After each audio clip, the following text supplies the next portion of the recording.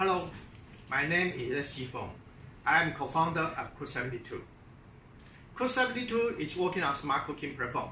The problem we are trying to solve is from refrigerator to smart, which means the providing solutions to solve the issue of cooking and dining. This is our team. We have not only engineers, but also chefs working together to create our platform.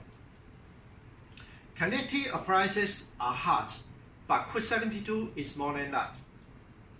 Cook72 can customize standard recipe to adapt to individual preferences such as flavor and textile.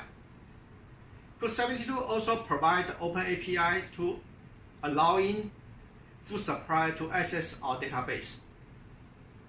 This is an example how we use food science to create our database. The core of food science we use is temperature and time. Here is another example of how we customize our recipe to adapt the different cuts of ingredients. The system will send a different set of temperature and time to our controller for making the dishes. Right now, we provide the recipe services for user trial. Here are some data we already collected. We position Cook72 as the foundation of the next wave of smart cooking. Thank you.